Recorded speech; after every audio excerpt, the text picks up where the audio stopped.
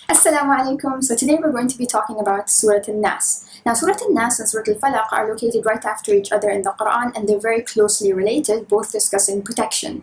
Protection from what? Surah Al-Falaq focuses more on protection from mankind, and Surah Al-Nas, if you take a look at it, also focuses on jinn and shaitan as well. So let's listen to Surah Al-Nas. بسم الله الرحمن الرحيم قل أعوذ برب الناس ملك الناس إله الناس من شر الوسواس الخناس الذي يوسوس في صدور الناس من الجنة والناس. So the surah begins with قل, say. It's commanding us to say something. Say what? أعوذ برب الناس. I seek refuge from رب الناس, the Lord of mankind. Now notice here he says Lord of mankind. In other places he says رب العالمين, Lord of the worlds. Here he narrows it down and focuses more on mankind, reminding us that he created us and he is our Lord, and he is the one we should therefore turn to, the Lord of mankind. Now, Rabb is derived from the same word as Murabbi, which is someone who takes care of something and raises something. So, for example, imagine you have a farmer who decides he wants to plant a plant. He goes and plants the seed, has to figure out the right soil to use, the right amount of water, the right amount of sunlight, how often to water the plant. This is a form of tarbiyah. This is raising something and taking care of it. Now, this farmer has to have some sort of knowledge, some sort of experience in the area, some sort of wisdom, and also have consistent provision. He can't decide to just pick up and go on vacation for a month and expect the plant to be successful. So for the plant to be successful, it needs to be consistent provision as well as the knowledge and the experience. Now imagine someone who is Rabb al-Nas, Rabb of mankind, the infinite knowledge that is needed, the infinite experience, infinite wisdom, and consistent provision to be able to make sure that all of us can survive, to make sure the oxygen levels in the air are balanced, to make sure the sunlight we are getting is enough for us to survive, make sure the moon, the mountains, the food, the fruits, the plants, all the species of animals, and everything is in balance. So there's infinite knowledge and experience there. And so we have to remember that he is the one who provided sustenance for us. He's reminding us to seek refuge from the one who has given us all of this sustenance and made everything in order. ملك الناس. And then he goes on to say Malik al-Nas, the king of Nas. So now he's letting us know another description is that he is the king, he's the one who is the ruler and has ownership and command over people. So again, we should be subservient to him. إله الناس. And now the third description, Ilah al-Nas, the God of mankind. So first, he let us know that he is the Lord of mankind, the one who provides sustenance. Then he said Malik al-Nas, the one who is a king, who is the ruler and has power over us. And then the God of mankind. Now these three attributes mentioned together are really important. Why? Not every Lord is a king, and no king is a God. So the only one that can have all three of these attributes is him. So he is reminding us to turn to the one who has these three attributes, him.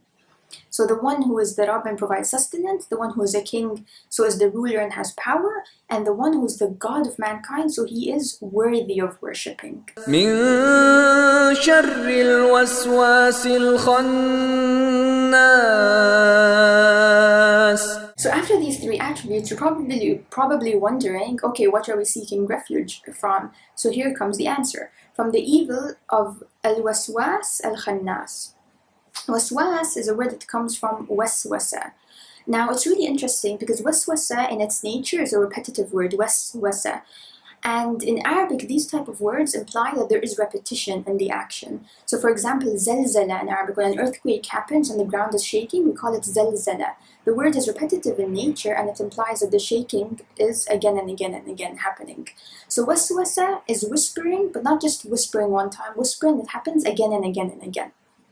Al-Khannas is the one who retreats and hides back. So this ayah is telling us we're seeking refuge from the evil of the whispering that happens again and then it retreats, and then again, and then the one retreats, and then again, and so forth. So this continuous whispering that keeps happening, this is what we are seeking refuge from.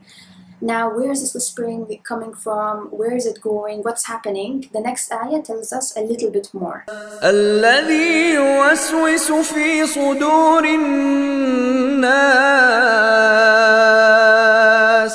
So the one who whispers in the chests of mankind. Now notice it doesn't say the hearts of mankind.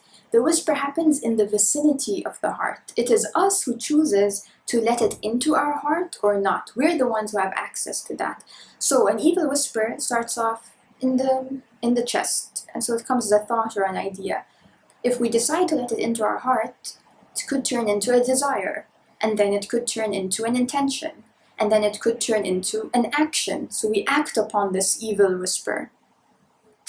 We are seeking refuge from the first stage of it, before it has even impacted us in any way. So we're seeking refuge from the whisper in the vicinity, in the chest. So we want to nip it in the bud. And so now we still haven't answered the question of where is this whisper coming from? So the next ayah answers this question. من الجنة والناس. So here's the answer you're waiting for. من الجنة والناس. So from the jinn, so from the unseen, so these whispers and ideas that just come to our head and we're wondering, where did this even come from? This is weird. And nas, from mankind. So there are whispers that can come from people. So people who come up to you and are trying to get you to engage in something that isn't great, but they beautify it to you and make it seem like this is such a great idea and it's not a big deal and come on, let's do it. So let's take a look at a couple of examples to demonstrate the differences between these two whispers.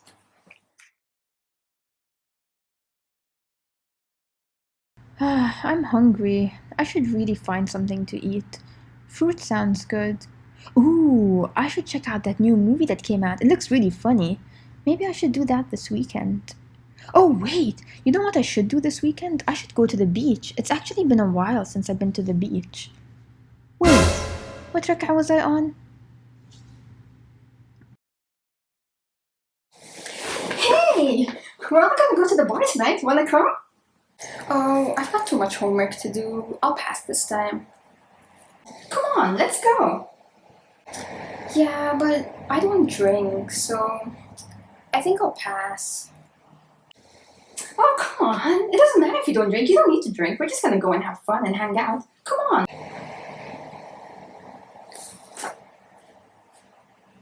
Okay, so I hope those two examples helped clarify how some whispers or unseen are just thoughts and ideas that are coming and we're wondering where they're coming from, and other are from people.